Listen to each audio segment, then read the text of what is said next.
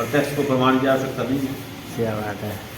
और आपका जो भगवान ने आपको, ईश्वर ने आपको हुनर दी है, हर किसी के पास ये नहीं होता। तो आप टू द पॉइंट, मतलब जहाँ दर्द होता है वहीं उसी जगह आप मतलब इलाज करते हो। नॉलेज भी आपका अच्छा है और हाथ में हुनर ईश्वर ने आपको बहुत अच्छा दिया, वो बनाए रखे। फिर क्या नाम है आपका? मनीष गोदारा। कहाँ से हो सर? सालीवाला संगीत जिला मानगर राजस्थान।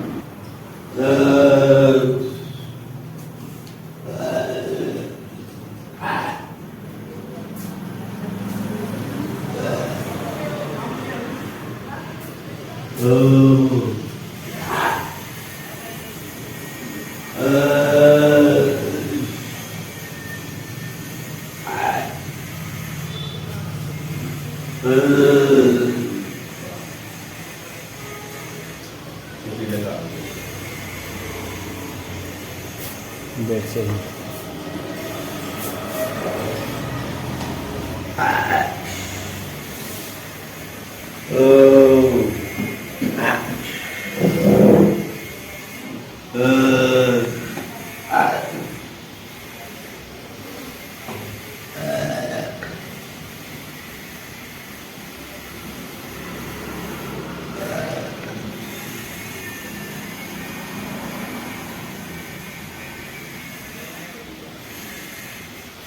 हाँ जी सर, ठीक हो? हाँ बढ़िया। डकार आ रही है आपके सामने, बस बोलने की जरूरत नहीं है। प्रत्यक्ष को प्रमाण की आवश्यकता नहीं है। क्या बात है। मैं तो झूठ भी बोल सकता हूँ, लेकिन ये डकार क्या बोल रही है? सही पेट की डकार जो आ रही है क्या बता रही है? डेफिनेटली रिलैक्स मिला है। अभी अच्छे आप बेटर फील कर रहे हो? हाँ बहुत अच्छा फील कर रहा हूँ। शरीर में भारीपन था तो बिल्कुल शरीर हल्का हो गया।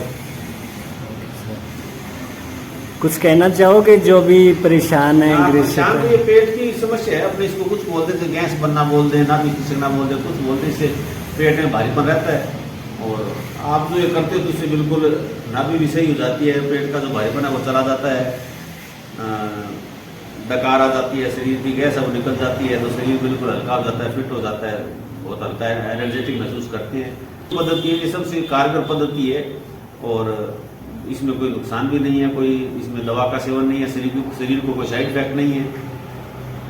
लेकिन अभी सो लौटना शुरू किया बहुत ही, 1 लाख में से 2-4 लोग ये मान लो अगर एवरेज निकालें तो इसमें विश्वास करके इसका फायदा मिलता है जी। और बाकी लोग तो अभी इस बारे में अनजान है जी जी। और पेट की तो बीमारी ऐसी है, इसका आपको पेट की जो गड़बड़ है इसका आपको एलोपैथी में तो कोई इलाज मिलेगा नहीं। वो तो इसको मानते हैं जैसे नाभि खिसकना है, पेट में भारीपन है, आंतों में सूजन है, इसको तो आप डॉक्टर के पास चले जाओ, वो कहेंगे कोई खास बात नहीं है, आंतों में मामूली सूजन है, वो तो इसको बीमारी मानते ही नहीं है। और अगले की ये जान निकाल देती है, जिसको होता है उसको पता चलता है। बिल्कुल। जिसके पैर ना फटे भी भाई वो क्या जाने पीर पर आई। क्या बात है। ये बात है मतलब, लेकिन आम आदमी को इसका पता नहीं है मतलब। जी जी। तो आपके हाथ में ये हुनर चलता रहे, लोगों का भला होता रहे, तो ये कामना करते हैं। क्या बात। अभी अच्छा फील कर रहे हो? बहुत अच्छा फील कर रहा हूँ जी सर। अच्छा फील नहीं करता तो अगर भारीपन होता, मूड ऑफ होता तो क्या इतना बोल पाता मैं? सही है। तो ये लोग जब इंसान एनर्जेटिक होता है, ऊर्जावान होता है, एक्टिव होता है तो बोलता है। बिल्कुल। वरना नहीं बोल पाते। बिल्कुल सर। तो कुछ महसूस किया, रिलैक्स हुआ हूँ तो बोला हूँ। Okay sir. इसको सोशल मीडिया के लिए यूज कर सकते हैं? हाँ बिल्कुल कर सकते हो आप, इसमें क्या दिक्कत है, बहुत अच्छी चीज़ है।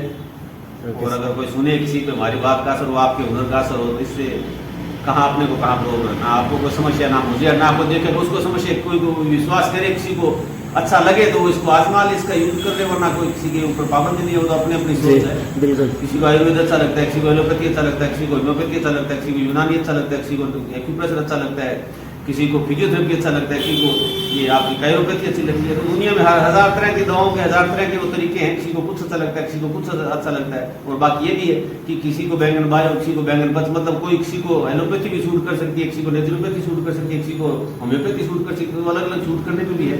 अब कुछ लोग मेडिसिन इसमें एलोपैथी में, अंग्रेजी दवाओं में अपने बोल देते, उसमें भी फायदा किसी किसी को तो होता ही है। दर्द में, घुटने दर्द, कमर के दर्द में बेसिकली कई लोग डॉक्टर के पास अपने जाएंगे, वो तुरंत ये बोल देते हैं इसको तो ऑपरेट करना पड़ेगा। और मोस्टली उसमें होता ही है कि उसमें ऑपरेट के बाद कंडीशन बिगड़ती है जी।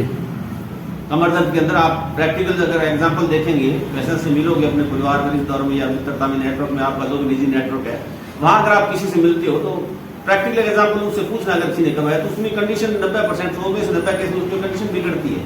डॉक्टर तुरंत बोल देते हैं कि आप कमर इसको ऑपरेशन करवा लो, इसको तो ऑपरेट करना पड़ेगा, लेकिन इनका ऑपरेशन इनका हल है नहीं। एक्सरसाइज इसका सबसे बेटर अपने ऑप्शन मान सकते हैं। जी। एक्सरसाइज बोल दें इसको, आप कायरोथेरेपी बोल दो, फिजियोथेरेपी, एक्यूप्रेशर कुछ बोल दो, तो पॉइंट्स होते हैं। तो ये चीज़ है। और बाकी तो ये तो गहरी चीज़ें, जैसे योग का किसी के बारे में अपने अब संयोग से ये बिंदु याद आ गया, एक्सरसाइज वो भी इसी का हिस्सा जी। है। तो योग के बारे में जैसे मजाक उड़ाया जाता था, एक वक्त था जब योग का मजाक उड़ाया जाता था, यार ये क्या कर रहा है, और आज उस योग से मतलब ये हार्ट की ब्लॉकेज खुल रही है, किंतु परंतु नहीं है। वो कहानी समझ में आ रही है, ब्लॉकेज क्यों होता है, क्योंकि ब्लॉकेज जो एक वेंस होती है उसके अंदर खून का जो थक्का जमता है जी। और वो खून का थक्का जमता है, ब्लड की सप्लाई रोक देता है, सीधी सीधी बात ये है। बिल्कुल। लेकिन उस ब्लड की सप्लाई को दोबारा चालू करने के लिए जो अनुलोम विलोम प्राणायाम या जो भी योग के अपने योग बोल दें, ध्यान बोल दें, तो वो जो चीजें हैं, तो उससे जो सांस रोकते हैं, सांस को लेना किस तरह से लेना है, सांस को किस तरह से सांस को छोड़ना है, उससे वो बिल्कुल एक बच्चा है उसको भी अगर समझाएंगे तो समझ में आ जाएगा। क्योंकि जो हार्ट की जो वेंस होती है उसमें जो ब्लड की सप्लाई होती है, वहाँ भी ऑक्सीजन तो वहाँ भी चाहिए और वो भी ऑक्सीजन से चलती है।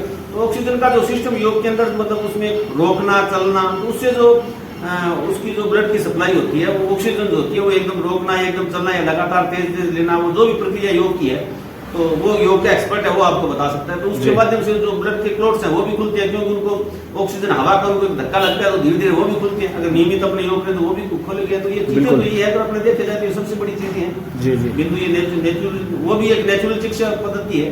तो प्राकृतिक चिकित्सा पद्धति जो है इसका ये सबसे अच्छी है, इसका कोई शारीरिक कोई दुष्प्रभाव नहीं है और साइड इफेक्ट नहीं है, अतिरिक्त कोई दूसरे शरीर के चीजों को नुकसान नहीं करते। लेकिन जरूरत है इसके हिसाब से चलने की, इस पर गौर करने की, उसके व्यापक प्रचार प्रसार की, क्योंकि आज प्रचार प्रसार सबसे बड़ी चीज हो गई।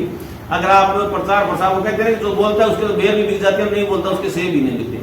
एक वक्त था जब टीवी पे ऐड आता था कि आयोडीन नमक खाना चाहिए, आयोडीन नमक खाना चाहिए, फलाना देवता, और आज वही टीवी तो चलो आजकल लोगों ने देखना कम कर दिया। लेकिन मैं आपको उदाहरण के तौर पर बता रहा हूँ, तो आपको याद करने मानने के लिए मजबूर होना पड़ेगा। भी कभी ये सलाह दी जाती थी कि आप आयोडीन नमक खाइए, और आज कहते हैं आयोडीन नमक से आप बचिए, सेंधा नमक खाइए आप। बिल्कुल। तो ये जो, क्योंकि वो आयोडीन नमक खूब बिका, बहुत बिका, तो 1 रुपए किलो बिकता था, वहाँ 30 रुपए 40 रुपए 50 रुपए किलो तो ब्रांडेड जो साग आयोडीन के वो शायद आ रहे हैं। लेकिन वो यहाँ तक क्यों पहुंचे, क्योंकि उन लोगों ने मतलब प्रचार का इस्तेमाल किया। और आज का भी सच्चाई ये है, जो टेस्टिंग लेब है वो ये कह रही है, वो कह रहे हैं आयोडीन नमक से सेंधा नमक अच्छा है। तो आज तक जो आयोडीन नमक खिलाया गया वो किस कारण खिलाया गया, प्रचार प्रसार के कारण। तो ये जो नेचुरोपैथी इसका प्रचार प्रसार बहुत कम है। एलोपैथी या जो दूसरी चिकित्सा पद्धति है जिनका प्रचार प्रसार ज्यादा हो गया, वो पॉपुलर होगी, चाहिए उनका नुकसान है, लेकिन वो पॉपुलर होगी। रिफाइंड तेल के लिए एक बार डॉक्टर कहा करते थे, एक जमाना था बड़े लंबे समय तक हर्ट वाले को रिफाइंड का तेल खाना चाहिए, और आज कहते हैं रिफाइंड तेल से नुकसानदायक कोई चीज नहीं है जी। और आपका जो भगवान ने आपको, ईश्वर ने आपको हुनर दी है, हर किसी के पास ये नहीं होता। तो आप टू द पॉइंट, मतलब जहाँ दर्द होता है वहीं उसी जगह आप मतलब इलाज करते हो। नॉलेज भी आपका अच्छा है और हाथ में हुनर ईश्वर ने आपको बहुत अच्छा दिया, वो बनाए रखे और हमेशा आपके हाथ से जनता का, लोगों का भला होता रहे। हम तो यही कामना करते हैं, इसी तरह से आपका हाथ का हुनर चलता रहे आजीवन।